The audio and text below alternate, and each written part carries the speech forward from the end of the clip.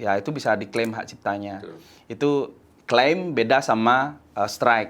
Kenapa hak sinkronisasi? Karena yang satu lirik, yang satu punya lirik, yang satu bawa nada.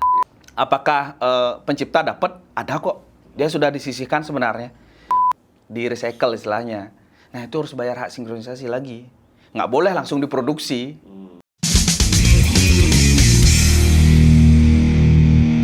Oke, bintang tamu kita kali ini sekali lagi spesial. Kenapa spesial? Kalau teman-teman di kalangan lagu pop Bali, musik pop Bali tentu sudah tidak asing lagi dan namanya Gang Han.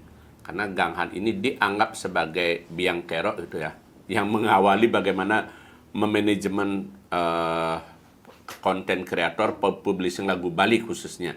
Dan kita akan langsung berhadapan dengan salah satu founder, pendiri sekaligus pemilik Gang Han. Saya panggilnya lebih akrabnya Pak Jero gitu ya.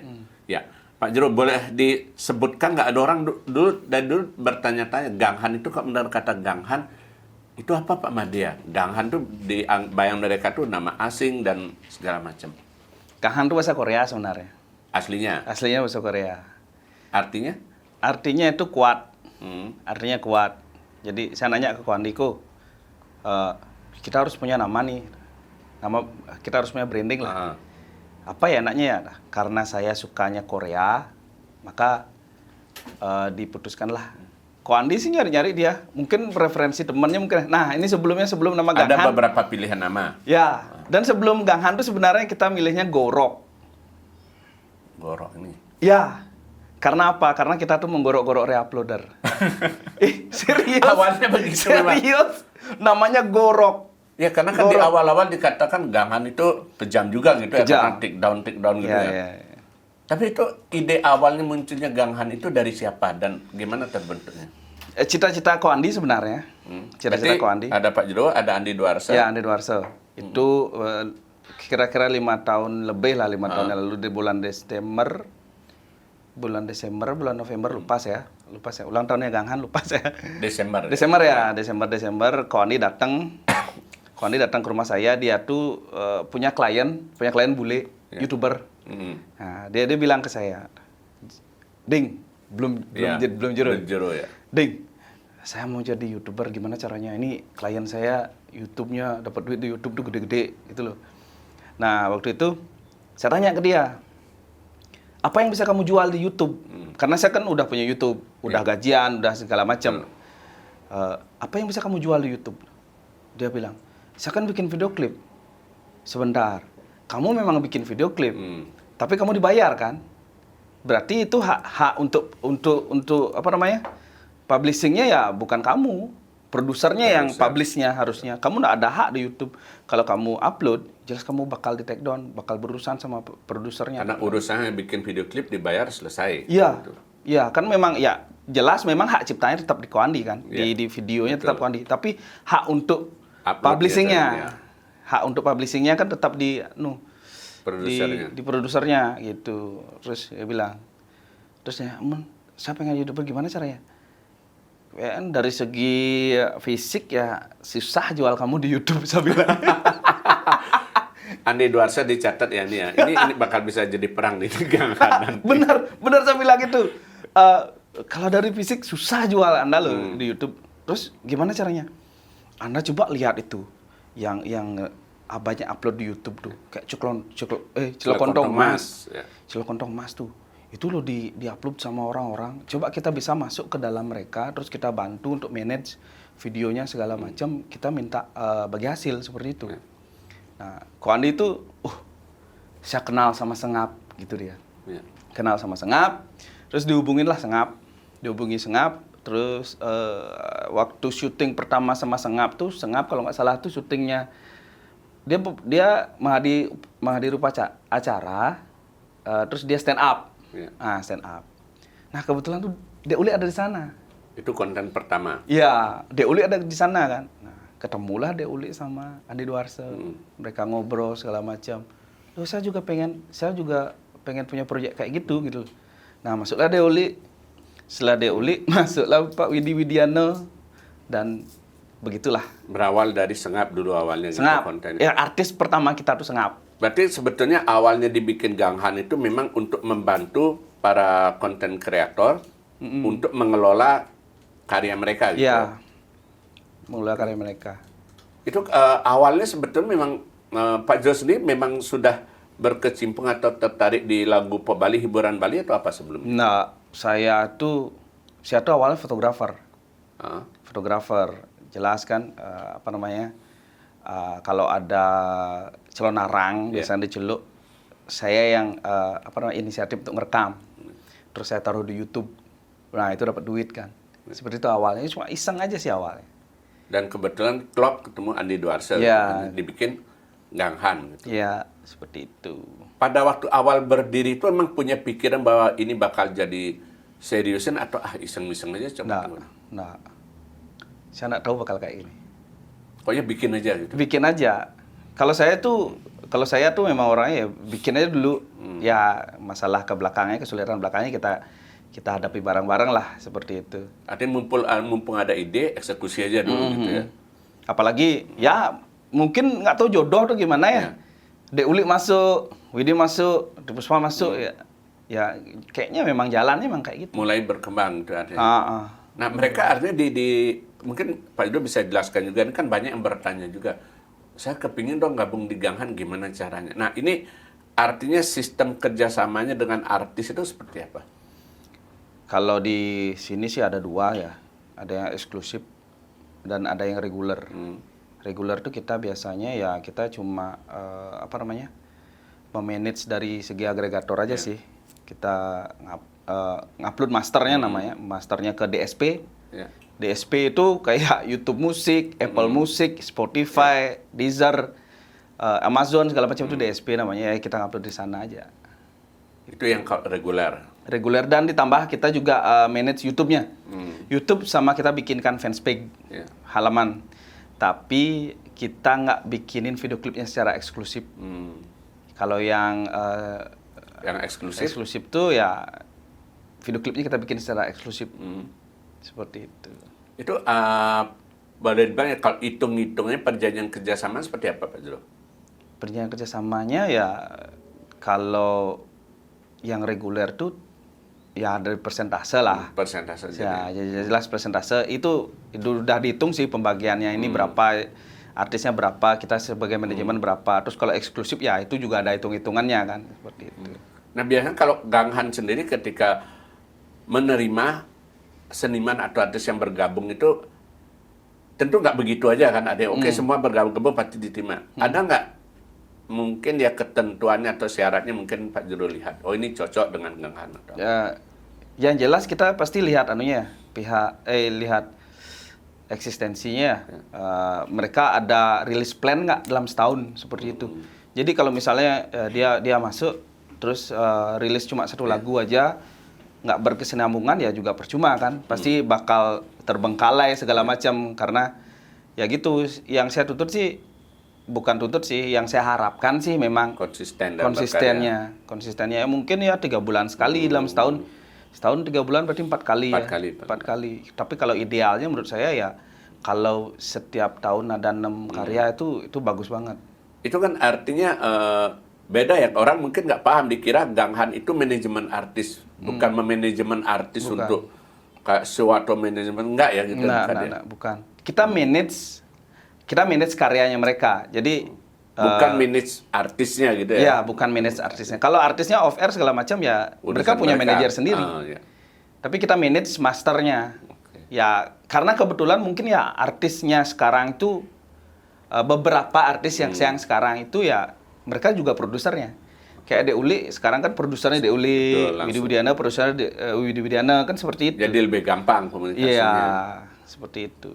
Ada nggak pernah mungkin bukan miskomunikasi yang datang bergabung atau yang ingin bergabung tuh dia punya ekspektasi begini dan Ganghan, tapi ternyata cuma nangani master aja sehingga akhirnya mereka berpikir salah tanggap gitu tentang Ganghan. Mungkin ada ya, tapi yang jelas di awal pun saya juga jelasin kalau memang mau di Ganghan dibantu ya memang dibantu, tapi jelas kita tidak bisa apa namanya terus mempush sosial media itu seperti apa, kan nggak bisa. Ada yang nggak bisa hanya berpikir bahwa masuk Ganghan, serahin aja ke Ganghan pasti akan naik, nggak begitu ya? Nggak bisa. Karena ya pada dasarnya artisnya kan yang mau terkenal nih. Kalau mereka nggak bikin personal branding yang bagus, ya susah gitu loh. Bukan Ganghannya membuat Bukan kita ya. kita bisa ngasih solusi mereka, maksudnya bisa ngajarin mereka cara Kayak memberi advice gitu ya. cara membranding diri sosial media kita ajarin. Cuma kalau kita tuh nge-branding mereka kan nggak bisa ya. Ya nggak bisa, karena itu juga niatnya mereka juga gitu loh. Anak itu kan di awal tadi dibilang kan salah satu, ingat lagi mumpung ingat nama Gorok tadi ya. Salah satunya kan artinya menertibkan itu kan, ketika artis bergabung di Ganghan untuk publishing itu coba ditertibkan segala macam. Tantangannya gimana Jero pada waktu mengawali gerakan itu? Karena kan bukan hal yang mudah dan mungkin juga malah bisa menimbulkan antipati barangkali dari banyak orang kan. Banyak. Sampai ya ada beberapa ya yang menuntut kan. Kita kan juga nggak tahu deal-dealan mereka sama produsernya seperti apa. Saya bilang aja produser ya. Jadi produser tuh ngasih ke orang ini si A gitu loh. Ya kita nggak tahu. Tapi karena kita memang tugasnya memang menertibkan itu, karena dulunya kita memang di YouTube aja. Jadi kita tertibkan gimana caranya supaya view-nya masuk ke video kita. Jadi tidak apa ya? Tidak kayak sekarang sistemnya. Malah sekarang tuh kalau orang re-upload segala macam ya jujur ya saya biarin. Karena apa? Karena sudah diklaim. Ya. Pada waktu awal-awal sekitar 4 tahun lalu kan belum ya. Masih harus setiap hari dipanteng, lihat ada ini lagi di take down dulu gitu ya. Dan dulu kan agregator, pengetahuan kita sama agregator kayak untuk hak cipta, untuk rilis DSP gitu kan kita nggak tahu ya, kita buta ya. Kita juga belajar sambil jalan sebenarnya gitu. Nah, mungkin masih banyak juga Pak Dodo yang belum paham itu sebetulnya agregator apa. Bisa nggak dijelaskan secara simple biar barangkali yang tahu, oh ini loh perannya, fungsinya agregator itu. Agregator itu sebenarnya kalau menurut persepsi saya, agregator itu adalah jembatan dari seorang produser ke toko-toko musik online, ke DSP online. Itu kayak YouTube Musik, Apple Musik, ya Spotify dan lain-lain tuh. Nah, agregator ini yang menjembatani dia. Kira-kira boleh bilang manfaat atau keuntungan apa yang lebih bisa didapat oleh si artis atau konten kreator itu dengan memanfaatkan agregator dibanding dengan dia ngurus sendiri misalnya? Simpelnya ya, bikin story, ada lagunya kita tuh gampang. Dan kita mengenalkan lagu kita melalui story yang kita bikin, kita sematkan lagu itu gampang sekali. Dan misalnya kalau orang-orang memakai lagu kita sebagai background, ya itu bisa diklaim hak ciptanya. Itu klaim beda sama strike. Kalau klaim itu sebenarnya itu bukan pelanggaran. Klaim itu bukan pelanggaran, cuma ya, iklannya itu kita klaim seperti itu. Artinya kalau misalnya ada orang pakai lagunya untuk background boleh aja, tapi diklaim kan gitu kan? Diklaim. Boleh. Iya. Nah itu kalau dari awal berdiri sampai sekarang Pak Zul, itu bukan progres, artinya berapa banyak sudah konten kreator yang bergabung di Ganghan? Waduh. Sempat hitung nggak? Pasti hitung dong, pasti dicek. Takutnya nggak kesebut loh. Bener, takutnya nggak kesebut. Kurang lebih berapa gitu? Ya belasan lah mungkin. Belasan sudah ada gitu. Ya. Dan masih banyak juga sebenarnya kepingin bergabung gitu ya? Nah itu ya kita kurang tahu aja ya. Karena kita nggak ngajakin. Kita nggak mencari gitu. Oh ikut yuk kita. Gini loh peluang kamu gini seperti ini. Kita nggak seperti itu. Nah dulu kan masih ada Pak Dodo kecurigaan ketika misalnya anggaplah pada zaman sebelum ada agregator segala macam, orang kan kalau hak cipta tuh misal lagu di luar YouTube ya, dulu kan orang nyanyi di kafe atau apa, ada yang mengungut royalti atau apa. Nah, tudingan serupa juga kan sempat disematkan ke agregator. Wah, jangan-jangan nanti dia yang lebih untung dari kita atau apa. Itu sempat nggak muncul anggapan itu dari para artis? Atau Ganghan sempat menghadapi nggak pandangan seperti itu? Sempat sih, sempat. Bahkan nama saya pun disebut. Hati-hati sama orang ini. Saya dengar dari artisnya sendiri, artisnya itu dengar sama seseorang yang bilang seperti itu, hati-hati ya. Nah, kene dia sebenarnya penghasilan YouTube-nya nggak di atas di sini, harusnya di bawah sini gitu loh.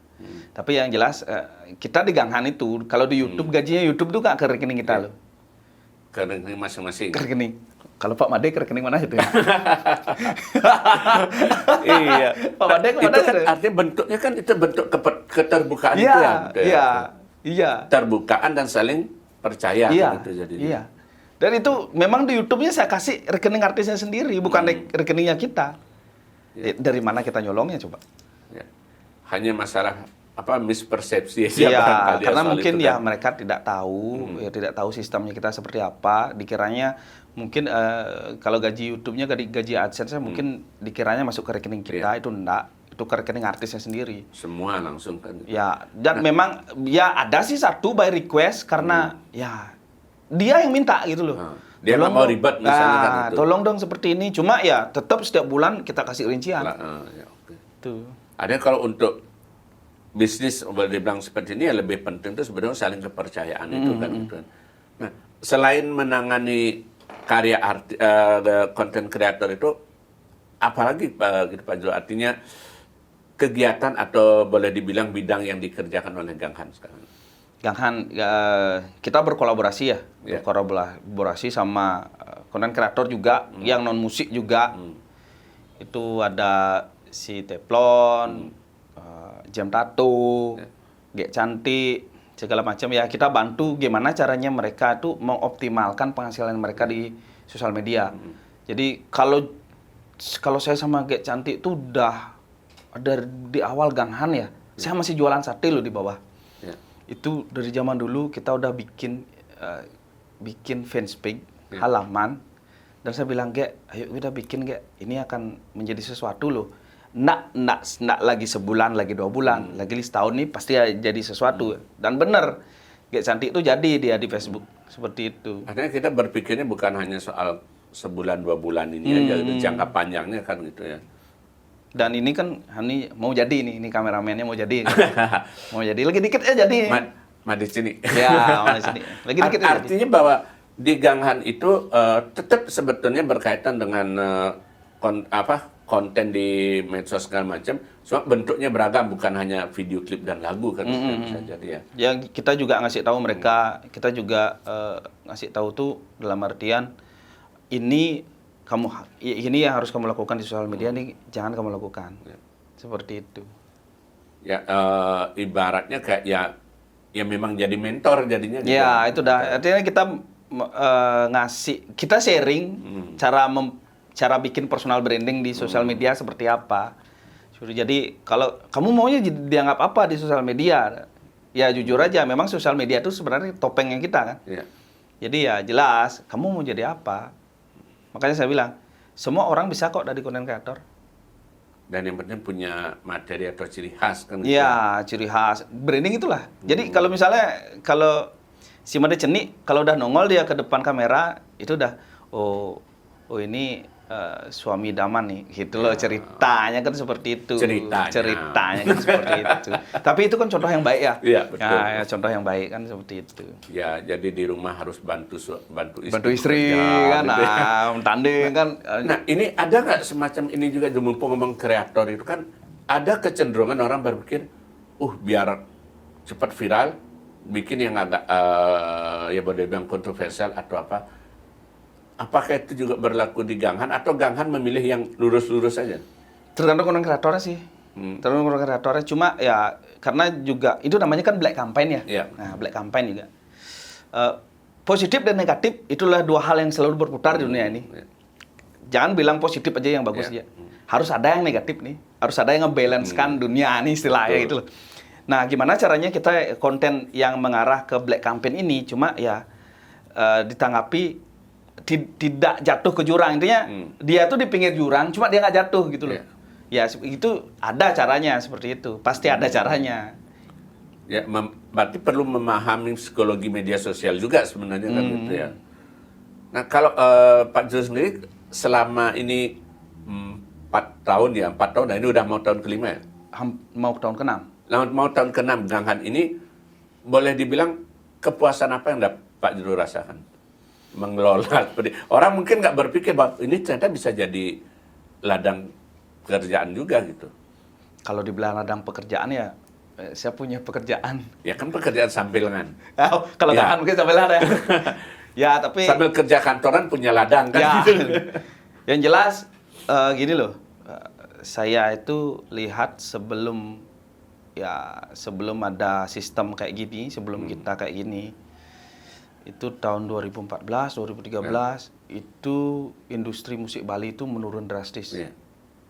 Tuh kalau sebelumnya yang produser itu dibajak melalui VCD bajakan, sekarang itu dibajak melalui YouTube. Ya, mulai upload. Ya, kalau sekarang ada single baru rilis saya seneng. Jadi mereka tuh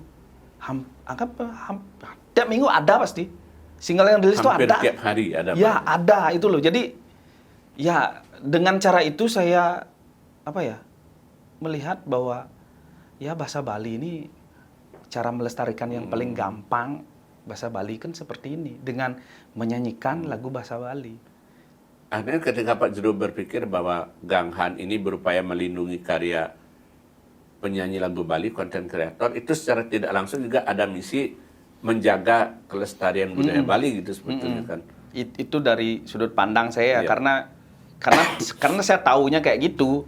Ya saya pengennya bahwa dalam satu karya, dalam satu lagu itu ada beberapa hak cipta di dalamnya kan ada hak cipta penulisnya, penulis liriknya. Itu Pak Jero bisa jelaskan nggak? Karena kan sempat mungkin teman-teman juga tahu itu ada beberapa kasus lah boleh dibilang terjadi belum sih saling gugat kayak Jakarta, tapi saling jadi kayak ribut heboh antara penyanyi, pencipta, bahkan termasuk pembuat video klipnya juga dan produsernya. Nah itu bisa dibedakan seperti apa gitu Pak Jero? Dalam satu video klip itu ada 3 hak cipta di sana. Ada 3 hak cipta. Yang pertama hak cipta lirik, yaitu pasti dan tidak akan bisa lepas oleh Pencipta lagu. penulisnya, penulis liriknya. Yang kedua itu adalah royalti untuk produser. Produser atau seseorang yang sudah membayarkan hak sinkronisasi ke penulis. Iya. Kenapa namanya? Kalau dulu kan namanya beli lagu Sek Dewa Mayura, beli lagu. Tapi Dianggap beli putus. sebenarnya itu bukan beli. Iya. Itu namanya bayar hak sinkronisasi namanya. Kenapa hak sinkronisasi? Karena yang satu lirik, yang satu punya lirik, yang satu bawa nada. Iya. Nah, disinkronisasikan ini. Jadilah sebuah lagu. Seperti itu yang dibayar. Tapi misalnya si produser ini kan sudah bayar dia hak sinkronisasi, sudah jadi master nih. Master udah rilis segala macam, publish. Itu kalau bikin video klip itu nambah lagi royaltinya. Itu royaltinya ke yang videografer ke production house lah kita bilang, bukan videografernya aja, production house lah. Dibayarlah sama produser. Nah, jadi produser yang dapat haknya itu masternya. Apakah pencipta dapat? Ada kok. Dia sudah disisihkan sebenarnya. Tapi pencipta itu harus kerjasama dulu sama publisher. Baru bisa ngambil untuk haknya dia. Artinya para pihak yang ingin mendapatkan haknya itu harus terjalin kerjasama dengan publisher dulu. Kalau si pembawa master ini dia kerjasamanya sama agregator. Iya. Atau di labelnya dia tuh harus kerjasama sama Itu agregator. berarti harus jelas jalurnya kan biar orang paham. Ya. Pencipta, produser dengan agregator. Kalau pencipta ke publisher. Pencipta ke publisher. Publisher. Kalau production house ke Production house kan dibayar putus dia. dibayar putus ya. Iya, dibayar putus. Tapi kalau misalnya ini kan udah selesai nih masternya nih. Terus mau di-recycle ulang lagi. Iya. Oleh produser yang sama. Kalau mau recycle ulang itu nggak boleh. Iya. Harus bayar lagi hak sinkronisasi. Iya. Misalnya si A nyanyiin lagu Dewa Mayura nih, si A sama produser ini. Terus produser ini nyuruh si B nyanyiin lagi. Iya. Di recycle istilahnya. Nah, itu harus bayar hak sinkronisasi lagi. Nggak boleh langsung diproduksi. Gitu. Dan itu banyak yang dalam tanda kutip orang yang nggak tahu ya asal nyanyiin begitu aja lah. Ya. Gitu. Kalau cover ya mungkin ya itu diklaim sama publisher langsung ya kalau memang udah kerja sama publisher bakal kelihatan tuh di YouTube tuh. Di YouTube Tapi yang kelihatan sering bagi terjadi hasil. kan bukan hanya cover, tapi digarap serius, rekaman ulang bahkan dengan video klip yang baru kan. Nah, gitu. itu harusnya minta izin ke pencipta yang penulisnya. Bukan penyanyi gitu ya. Bukan ke penyanyi. Tapi Tapi kalau gimana menjelaskan itu kan banyak juga yang mispersepsi. Kadang-kadang tuh penyanyi dihubungi malah penciptanya kadang-kadang nggak tahu. Tapi kalau penciptanya nge-take down bisa loh. Karena dia udah ada kerjasama dengan publisher itu. Iya, karena dia udah punya kerjasama. Dia ambil tuh semua bisa, dia klaim semua bisa, dia take down bisa. Ya. Ada yang udah jelas betul pembagian haknya itu. Sudah gitu ya? sudah jelas. Nah, kalau Pak Jos sendiri lihat permasalahan yang rumit yang masih belum banyak dipahami teman-teman penyanyi kita di Bali itu di bagian mananya, Pak Jo? Sehingga masih belum ada keyakinan bahwa kan ya gitu atau gimana, mungkin kekurang percayaan diri mereka. Dalam arti apa nih? Dan kadang mereka berpikir bahwa, oh tahu ada sekarang ada sistem kayak begini, ada agregator ini. Tapi masih banyak juga yang berpikir, aduh berselibat, aduh begini, begitu, akhirnya nah, udah Upload aja di YouTube gitu. Nah, gitu. Gimana itu? Biarpun apa namanya? Produsernya sendiri yang upload di YouTube itu statusnya itu cover loh. Bukan official video clip. Kalau official video clip adalah video yang dikeluarkan oleh label. Label yang upload ke YouTube, bukan kita yang upload ke YouTube. Itu kan kalau YouTube kan gampang ya, tinggal buka, upload, unggah, udah selesai gitu loh. Artinya misalnya saya jadi produser, saya gunakan jasa Ganghan. Ketika saya ngupload sendiri itu udah keliru kan? Harus lewat Ganghan mestinya gitu ya? Gini ya bisa aja seperti itu. Cuma ya ada step-stepnya untuk menjadi label yang diakui oleh dunia tentunya. Iya.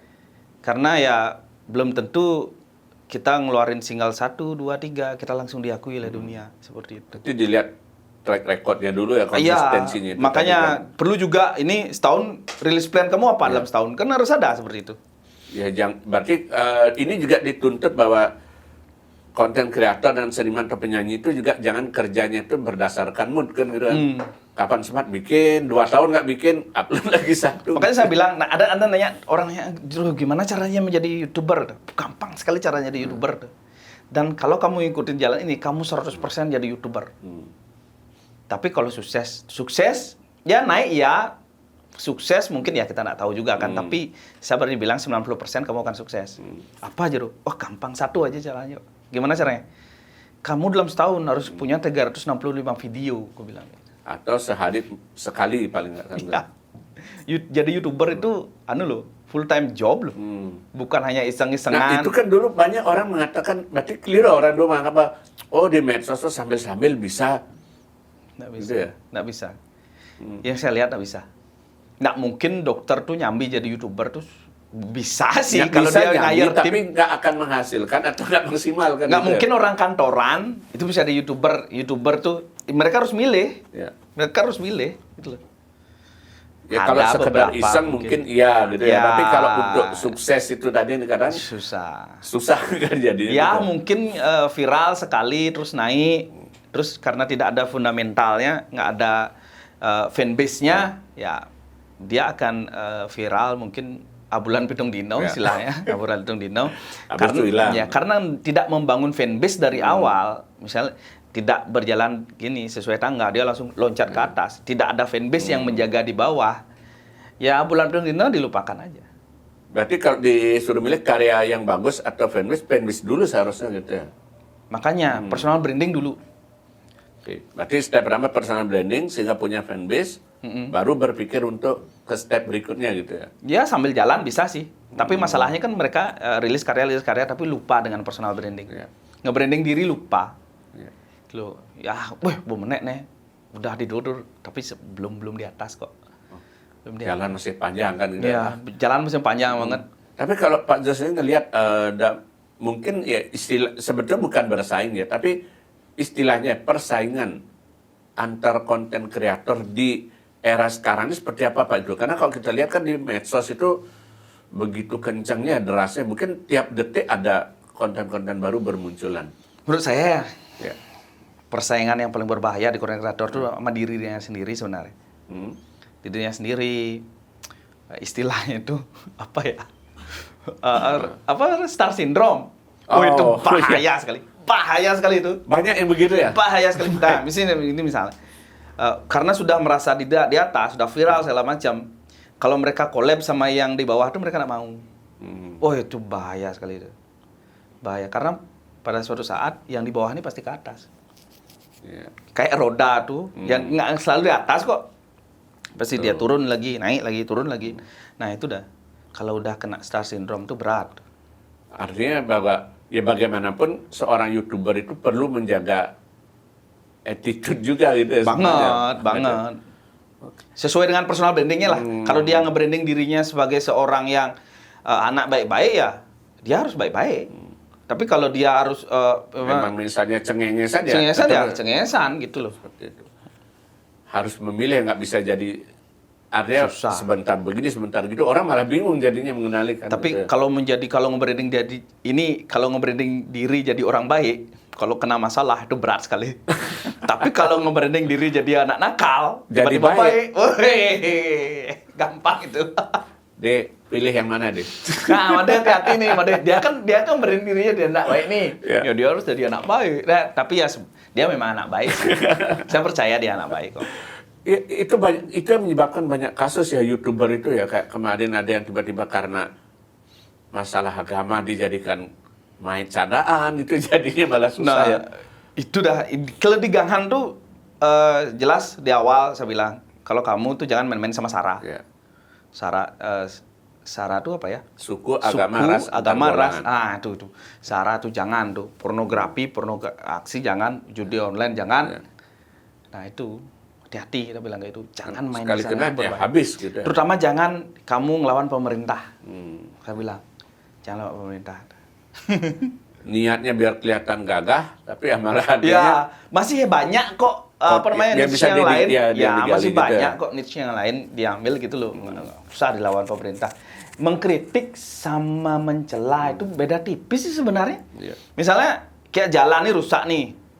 Woi, apa namanya? Bupati A bla bla bla, kamu kerja terus. Enggak seperti itu caranya. Kita kontenkan bahwa ini seperti ini, tolong minta tolong bupati Pak segala Bupati, macam. ini jalannya lama lo belum diperbaiki, kasihan teman-teman Ya. kita, tolonglah Pak Bupati. Nah, kan Nah, lain lagi iya, ya. lain lagi. Masalah kita serang personalnya kan, nak gengken. Ya kalau bupatinya tahu, kalau nak tahu Ya. bupatinya kan juga kita juga fitnah juga Ya kan. kalau Pak Bupati tuh kupingnya tebal, kalau kupingnya tipis, Aduh. nah kan susah lagi kan. Orang tuh di mana kerja orang? Udah bayar pajak dia. Tiba-tiba ternyata, wah konten kreator ini belum laporan pajak, nggak mengisi SPT, udah berat lagi nanti kan. Ya gitu seperti itu. Nah itu dah makanya saya bilang itu sebenarnya kalau mengkritik itu sebenarnya konten yang di pinggir jurang. Tapi gimana caranya kita mengkomunikasikan biar nak jatuh ke jurang itu loh. Kalau dari, ya ini, ya bagaimana karena Pak Jero sudah cukup berpengalaman lah di bidang itu segala macam, ada nggak mungkin Pak Jero bisa berikan satu tips atau langkah simpel misalnya, tadi kan kita bilang bahwa ada begitu banyak materi yang bisa buat jadi konten. Untuk mengenali, walaupun belum pasti ya, mengenali bahwa oh ini kira-kira ini cocok dan ini bisa digemari. Nah kira-kira konten yang seperti apa gitu Pak Jero? Boleh bilang ya, kalau orang bilang syarat gitu, syarat konten yang sekiranya bisa diterima. Ya, semua konten bisa diterima sih. Pada dasarnya itu. Pada dasarnya bisa diterima. Tapi konten itu saya bisa nebak bagus atau enggak ada 3 detik di awalnya. 3 detik di awal itu 3 yang detik paling di awal. penting ya. Itu paling penting. 3 detik Ibaratnya di berarti awal. pembukaannya, hooknya itu harus dapat. Betul. Woi, Bapak. Itu ya? Hooknya. Kan itu istilahnya. Ya karena sama juga kalau ketika saya misalnya menyampaikan materi, memberikan ceramah, ketika 1 menit pertama udah nggak menarik, Ya. udah berikutnya garing kan gitu jadinya. Hooknya, hook itu kan kail ya? Ya Kail betul, kail. kait ya. Kail untuk mancing ya. Iya. Nah itu hooknya harus bagus. Jadi apapun sebenarnya bisa kita jelaskan di sosial media, tema apapun bisa, bahan apapun bisa, cuma depannya itu. Iya. Itu yang menentukan 3 detik pertama itu menentukan sekali. Jangan dulu ngelantur kemana-mana, terlalu Iya, jauh, nggak langsung to the point aja dulu. Hai, gitu. hai guys, nama saya ini. Saya mau menjelaskan kopi ini. Coba gini. Hai guys, kopi ini bisa bikin kamu sakit loh. Ya. Kayak gitu ya. Hai guys, kopi ini bisa bikin kamu mati. Ya. Coba kalau kopi ini dicampur dengan cyanida kamu mati. Ya di awal kan kita udah bilang gitu kan. Ya ibaratnya ya daya tariknya di awal itu yang penting gitu ya gitu. Nah kalau Pak Jero sendiri selama ini menangani boleh dibilang orang-orang nggak enak, jadi mereka yang bergabung di Ganghan, suka dukanya itu seperti apa Pak Jero yang dirasakan? Ini kan pasti banyak kepala persepsi mereka mungkin belum sama, orientasi mungkin berbeda. Nah ini ibaratnya sebagai rumah, Ganghan sebagai rumahnya. Ini penghuni beragam karakter tuh gimana penjelasan? Ya, apa ya? Karena konsepnya di Ganghan tuh gini loh, saya bilang konten kreator ya, bukan musik ya, bukan musik ya, ini konten kreator. Di konten kreator saya bilang di awal sama mereka, kalau kamu lapar, saya lapar, kamu kenyang, saya kenyang, saya seperti itu aja. Tapi ya kadang kan, ya mungkin ada beberapa ya pengalaman yang mungkin yang nggak enak itu ya. Itu masalahnya itu aja sih. Masalah itu. Nah, susah saya ngomongnya, susah. Saya nggak nyebutin siapa ya, tapi Pak Jero mungkin pernah dengar juga. Ada salah satu pejabat pemuka di negara kita dalam satu obrolan sedikit meremehkan dan merendahkan. Apa YouTuber, apa konten kreator itu nggak menjanjikan. Pernah ada ungkapan seperti itu. Kalau Pak Jero gimana gitu menanggapi? Ya itu kan hooknya dia. Pak Made lihatnya di mana? Di medsos. Medsos kan? Iya, Oh, itu hooknya dia. Jangan-jangan sengaja dia bikin itu. Itu hooknya dia. Kalau gitu ngapain ada di sosial media? Harusnya nggak ada kan? Harusnya tertutup, nggak boleh ada yang ngerekam segala macam. Terus tiba-tiba kok ada. Ya. Dia ngomong dibiarkan orang ngerekam, ya berarti itu hooknya dia. Dia dapat branding gratis jadinya. Emang enak kok kalau bikin konten tuh nyalahin orang tuh, enak kok. Serius. Bikin konten kerusuhan tuh gampang viralnya. Di Indonesia tuh kalau itu termasuk di drama ya. Jadi kalau saya pantau sih di Indonesia tuh 3 yang naik. Yang satu tuh yang horor. Yang lagi satu drama. Nah drama itu berkelahi segala macam. Yang saya tahu lah. Ya, betul. Bukan saya bilang tuh kegiatan yang seperti itu ya, tapi yang berbau sensual dan segala macam nah, kan itu bukan. Tapi seseorang yang berparas cantik, bajunya bagus, itu juga dari seksualitas. Karena pada dasarnya ya cowok lihat cewek, mukanya celing, bajunya bagus, gitu segala macam, itu seks kan, bukan kegiatan yang itu loh. Nah itu kan juga ada di jurnalistik. Salah satu news value kan unsur seks. Dan orang berpikirnya kalau unsur seks itu hanya masalah hubungan badan. Enggak. Nah. Itu sebenarnya kenapa kalau kita perhatikan cover majalah, kenapa lebih banyak cewek dijadikan cover majalah? Meskipun cewek itu berpakaian kebaya. Ya karena itu tadi yang Pak Zul bilang. Betul. Cewek itu cakep. Orang tertarik. Cewek suka ngelihatnya, kepingin sebenarnya cowok apa lagi. Ya. Jadi bukan masalah gitu kan. Jadi. Makanya bilang packagingnya. Packaging kalau si Balok bilang, bagus. Kalau ganteng banget, kalau mau jadikan kreator ganteng bagus. Kalau jelek usahakan jelek banget. Pang-sepalan gitu. Nanggung itu malah.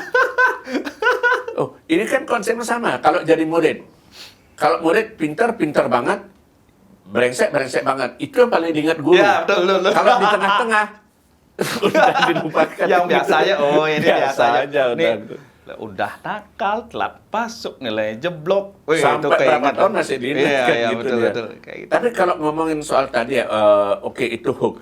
Tapi artinya bahwa kalau kita lihat pada faktanya, memang jadi konten kreator atau YouTuber itu pada dasarnya kalau mau ditekuni, bisa kok menghasilkan. Bisa. Gitu intinya ya. Bisa banget. Dan kalau memang diniatkan, diseriuskan, ya itu bisa. Untuk saat ini ya, saya bilang untuk saat ini, itu bisa kok untuk kita hidup. Nah, untuk saat ini, kira-kira, ini kan namanya kita memprediksi Pak Jero. Euforia orang bermedsos seperti sekarang ini, masih cukup lama lagi nggak atau gimana Pak Jero? Kalau dalam prediksi Pak Jero? Wah, ini kan... Sesuai dengan perkembangan teknologi kan? Ini kan web 2.0 nih. Kalau dulu web 1.0 lah istilahnya, kita bisa baca doang. Nggak bisa berinteraksi, nggak bisa ngupload segala. Sekarang web 2.0 ya kita bisa ngupload, kita bisa komen, like segala macam. Nah, sekarang ke depan ini kita 3 web 3.0 nih, yang kita ada di dalamnya. Yang kayak VR mungkin. Nah, mungkin kalau sudah teknologinya itu jelas kayak gimana arah perkembangannya mungkin bisa tahu ya, bertahan lama bisa ditebak itu. Tapi menurut saya untuk saat ini ya mungkin ya 10 tahun mungkin masih bisa sih. Artinya bahwa ini bukan semacam kayak tren yang muncul plus hilang, enggak. Tapi yang seperti sekarang bagaimana memaintain ini kan gitu ya. Yang jelas sih hook-nya harus dipelajari. Kalau mau jadi content creator, belajar nge-hook, Oke. mancing. Belajar mancing, oke. Belajar mancing. Boleh lihat konten-konten di Gang Han ya, siapa tahu dapat inspirasi ya. Si Made udah nerapin hook ya, cuma ada beberapa yang lost nih. Oke. Nah itu kalau dari gimana Pak Jero tadi ngelihat bakat-bakat kayak itu Pak Jero. Tiba-tiba misal, oh Made Cenik ini bagus ini. Oh ini kayak Teflon ini bagus nih. Dari apanya Pak Jero lihat? Kalau bakat menurut saya nggak ada loh. Bakat nggak ada. Made lo nggak lucu dia. Ya, lucu dia kan. Bakat lucu tapi orang nonton videonya bisa ketawa gitu ya. Ya, beberapa orang mungkin ketawa ya, tapi kalau Made di lucu nggak cocok dia. Jadi sebenarnya ya dipilih aja dulu di kalau kamu suka balik ke personal branding sekarang. Kamu sukanya dianggap orang seperti apa? Jadi biarkan dia jadi diri apa adanya gitu jadinya. Si Made pernah jadi YouTuber makanan. Gagal. Ya. Jadi apa namanya? Jadi pemeran lucu, gagal gitu. Nah, sekarang dia menemukan alurnya. Jadi suami yang baik. Jadi suami yang baik. Oke. Dan memang baik dia. Berarti banyak penggemarnya ibu-ibu ya. Suami idaman gitu ada. Ya, betul. Pak Jero, selain berbicara tentang konten kreator dan segala macam, kira-kira apa lagi yang Gang Han punya pemikiran akan dikembangkan Pak Jero? Ini kayaknya bakal menarik kita ambil apa? Bidang apa? Kalau nggak salah memproduksi lagu juga ya, produser juga ya? Ya, saya pengennya seperti itu. Ya. Jadi saya ingin memfasilitasi orang-orang yang mungkin punya bakat, kebakat ya kita kerja bareng-bareng. Maksudnya kita produksiin lagunya, mereka nyanyi doang gitu. Terus ya mungkin ada kalau udah gede view-nya segala macam ya itu ada bonusnya segala macam gitu. Menurut saya sih seperti itu. Kedepannya Gang Han yang saya lihat kayak gitu. Artinya bakat apapun yang sekiranya bisa dikembangkan dan didukung oleh Gang Han, didukung kan gitu. Musik sih. Musik khususnya. Jadi saya ingin menjadi label. Ya. Gang Han itu saya pengen jadi label. Jadi di sana tuh mungkin ada penyanyi yang memang nggak punya modal untuk bikin karya, terus tiba-tiba kita dengar suaranya bagus nih orang nih, ada bakat nih orang nih ya mungkin kita cariin lagu, mungkin kita minta mereka nyanyi mungkin, nah siapa tahu mereka naik kan seperti itu. Membukakan jalan kan. Ya seperti itu rencananya. Oke. Ya kalau untuk sekarang kita masih produksi, baru beberapa sih kita produksi sebenarnya, tapi masih mencoba dulu penjajakan dulu. Masih penjajakan. Yang pertama kan yang rilis tuh Lebri Partami sing kuat itu. Terus yang kedua ini Yudi Kresna sama Agustin tuh, yang alih dinginnya itu. Ya itu memang Gang Han yang produksi. Oke. Itu. Artinya ya tetap kehadiran Gang Han itu bukan hanya soal berpikir untung-untungnya kita saja, tapi untung untuk semua kan gitu ya. Oke. Nah yang satu lagi Pak Jero, impian atau harapan Pak Jero gitu terhadap eksistensi perkembangan musik di Bali itu seperti apa? Karena Pak Jero bilang tadi kan ketika di sekitar 2012, 2013, 2014 kan sempat drop. Dan akhirnya sekarang ya kita nggak mengatakan bahwa tinggi banget, tapi artinya kan kondisinya makin membaik gitu. Nah harapan ke depan seperti apa Pak Jero? Yang muda-muda, terutama yang muda-muda nih, mungkin ya tamat SMA, masih SMA. Kalau mau nyanyi ya gapai mimpimu gitu loh. Jadi karena harus ada regenerasi. Saya nunggu regenerasi, saya pengen nyari regenerasi gitu. Artinya biar bukan hanya stagnan ya jalan, tapi nggak kelihatan ada.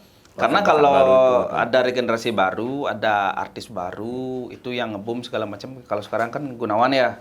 Gunawan tuh berarti ada fans yang seumuran mereka masuk. Jadi orang-orang yang anak-anak muda itu, ini keren nih lagu Bali nih, bahasa Bali ini apa?